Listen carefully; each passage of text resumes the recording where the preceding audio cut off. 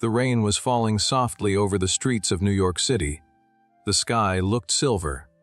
Street lights reflected on the wet road like broken stars. I still remember that night clearly. She stood near a small coffee shop, wearing a black coat, holding a red umbrella. Her long brown hair moved with the cold wind.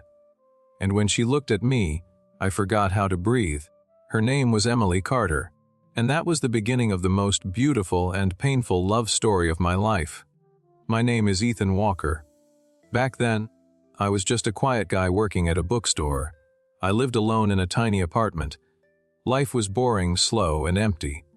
But Emily changed everything. Every evening, she came to the bookstore at exactly 7 p.m. She always bought romance novels but never smiled, not once. One day I finally asked her, "Why do you read love stories if they make you sad?" She looked at me for a few seconds and said softly, "Because happy endings don't exist in real life." That sentence stayed in my head for weeks. Slowly, we became close. We walked together at night. We shared coffee. We laughed at stupid jokes. For the first time in years, I felt alive. Emily loved dark places, rainy nights, old songs, empty streets. She once told me, "Some people are born to be loved, and some people are born to lose everything." I didn't understand what she meant back then. Months passed. I fell deeply in love with her. Not normal love. The kind of love that changes your soul. The kind where one person becomes your entire world, and maybe that was my biggest mistake. One winter night, she took me to an old bridge outside the city. Snow was falling slowly around us. She held my hand tightly and asked, "Ethan, if one day I disappear, will you hate me?" I laughed. "Emily, you're crazy. Why would you disappear?" But she didn't laugh back. Instead, tears filled her eyes. That was the first time I felt fear. A few days later, I found out the truth. Emily was sick, very sick. She had a heart condition, and doctors had already given up hope. She knew from the beginning. She knew she didn't have much time left, and still she let me love her. I felt angry, broken, cheated. "Why didn't you tell me?" I shouted. She cried and whispered, "Because I wanted to feel normal before I died." That sentence destroyed me. After that night, our love became darker, more intense. We fought, we cried, we kissed like every moment was our last. Sometimes she pushed me away. Sometimes she held me so tightly like she was scared of losing me. And honestly, I was scared too. One evening, she gave me a letter. "Open this only when I'm gone." I refused. I hugged her and said, "You're not leaving me. We'll fight this together."